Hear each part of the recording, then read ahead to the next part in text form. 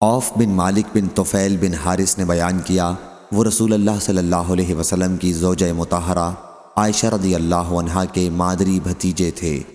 انہوں نے کہا کہ عائشہ رضی اللہ عنہا نے کوئی چیز بھیجی یا خیرات کی تو عبداللہ بن زبیر رضی اللہ عنہ جو ان کے بھانجے تھے کہنے لگے کہ عائشہ رضی اللہ عنہا کو ایسے معاملوں سے باز رہنا چاہیے، نہیں تو اللہ کی قسم میں ان کے لیے حجر کا حکم جاری کر دوں گا۔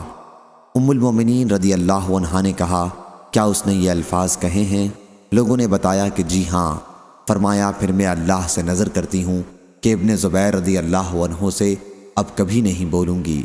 اس کے بعد جب ان کے قطع تعلق پر عرصہ گزر گیا تو عبداللہ بن زبیر رضی اللہ عنہ کے لیے ان سے سفارش کی گئی کہ انہیں معاف فرما دیں۔ ام المومنین رضی اللہ عنہا نے کہا، ہرگز نہیں، اللہ کی قسم اس کے بارے میں کوئی سفارش نہیں مانوں گی اور اپنی نظر نہیں توڑوں گی۔ جب یہ قطع تعلق عبداللہ بن زبیر رضی اللہ عنہ کے لیے بہت تکلیف دہ ہو گیا تو انہوں نے مسعور بن مخرمہ اور عبد الرحمن بن اسود بن عبد یغوث رضی اللہ عنہم سے اس سلسلے میں بات کی۔ وہ دونوں بنی زہرہ سے تعلق رکھتے تھے۔ انہوں نے ان سے کہا کہ میں تمہیں اللہ کا واسطہ دیتا ہوں، کسی طرح تم لوگ مجھے عائشہ رضی اللہ عنہا کے حجرے میں داخل کرا دو، کیونکہ ان کے لیے یہ جائز نہیں کہ میرے ساتھ صلہ رحمی کو توڑنے کی قسم کھائیں۔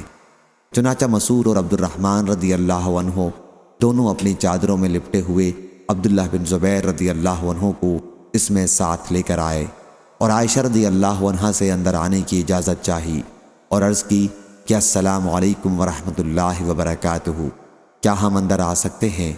عائشہ رضی اللہ عنہا نے کہا، ہاں سب آ جاؤ۔ ام المومنین کو اس کا علم نہیں تھا کہ عبداللہ بن زبیر رضی اللہ عنہ بھی ان کے ساتھ ہیں۔ جب یہ اندر گئے تو عبداللہ بن زبیر رضی اللہ عنہ پردہ ہٹا کر اندر چلے گئے اور ام المومنین رضی اللہ عنہا سے لپٹ کر اللہ کا واسطہ دینے لگے اور رونے لگے کہ معاف کر دیں۔ یہ ام المومنین کے بھانجے تھے۔ مسعور اور عبد الرحمن رضی اللہ عنہ بھی ام المومنین کو اللہ کا واسطہ دینے لگے کہ عبداللہ بن زبیر رضی اللہ عنہ سے بولیں اور انہیں معاف کر دیں۔ ان حضرات نے یہ بھی عرض کیا کہ جیسا کہ تم کو معلوم ہے، نبی صلی اللہ علیہ وسلم نے تعلق توڑنے سے منع کیا ہے کہ کسی مسلمان کے لیے جائز نہیں کہ کسی اپنے بھائی سے 3 دن سے زیادہ والی حدیث یاد دلانے لگے، اور یہ کہ اس میں نقصان ہے۔ تو ام المومنین بھی انہیں یاد دلانے لگیں اور رونے لگیں اور فرمانے لگیں کہ میں نے تو قسم کھا لی ہے، اور قسم کا معاملہ سخت ہے، لیکن یہ بزرگ لوگ برابر کوشش کرتے رہے، یہاں تک کہ ام المومنین نے عبداللہ بن زبیر رضی اللہ عنہ سے بات کر لی اور اپنی قسم توڑنے کی وجہ سے 40 غلام آزاد کیے۔ اس کے بعد جب بھی آپ یہ قسم یاد کرتیں تو رونے لگتیں اور آپ کا دوپٹہ آنسوؤں سے تر ہو جاتا۔